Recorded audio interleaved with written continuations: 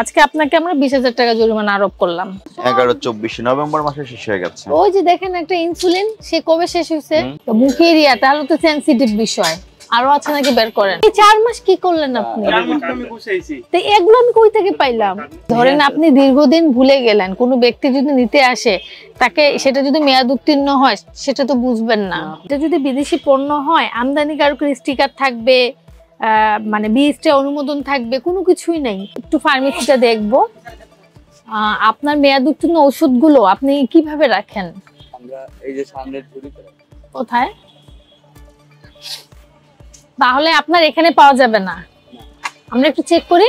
আপনার কিন্তু মেয়াদ নাই, আপনি মেয়াদটা কেটে দিয়েছেন। এখানে মেয়াদ কোথায় আছে দেখান আপনি।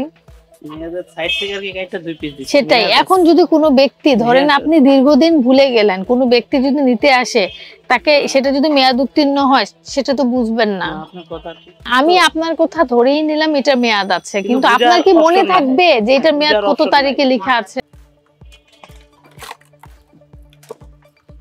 ফ্রিজ কিন্তু নোংরা, পরিষ্কার করতে হবে। অক্টোবর 25, 26। এটা কিন্তু বিদেশি পণ্য। হ্যাঁ, বিদেশি পণ্য, আমদানিকারকের স্টিকার আছে না? এটা আছে। এই জিনিসটা কি? মুখের ইয়া, তাহলে তো সেনসিটিভ বিষয়। আরো আছে নাকি বের করেন। এখন এটা কি অনুমোদিত কিনা? কাস্টমার অর্ডার দিয়ে দেখেন, আপনার যেটা বিদেশি পণ্য সেটা কিন্তু সুন্দর আমদানিকারকের স্টিকার আছে। হ্যাঁ, এখানে কিন্তু সমস্ত ডিটেলস আছে। এটা যদি বাংলাদেশি পণ্য হয়ে থাকে, বাংলাদেশি ঠিকানা থাকবে, কিন্তু এটা লেখা আছে চায়নার ঠিকানা।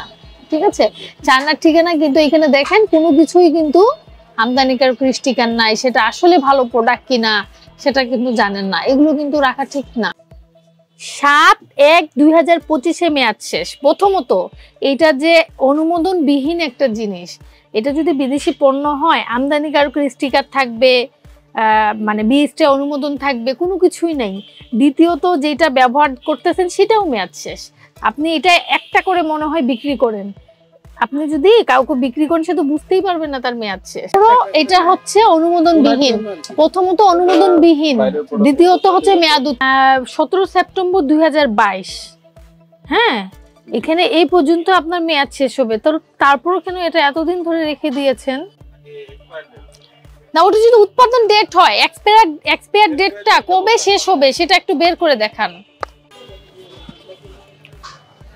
নভেম্বর মাসে মেয়াদ শেষ হয়ে গেছে। থার্মোমিটার, এটা দিয়ে কি তাপমাত্রা সঠিক আসবে? এগুলো কেন বিক্রি করছেন? এটা দেখেন, এটা একটা বিদেশি পণ্য, আমদানিকারকের স্টিকার নাই, অনুমোদন নাই, তার মধ্যে মেয়াদ উত্তীর্ণ।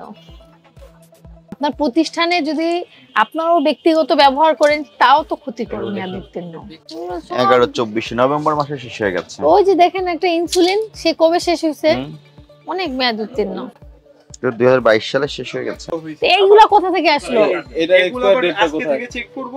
এখন ওই যে আজকেও চেক করব। এই 4 মাস কি করলেন আপনি? 4 মাস আমি গুছাইছি। তো এগুলো আমি কই থেকে পাইলাম?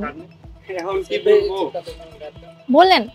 এতগুলো ঔষধ, মেয়াদ উত্তীর্ণ ঔষধ কোথা থেকে?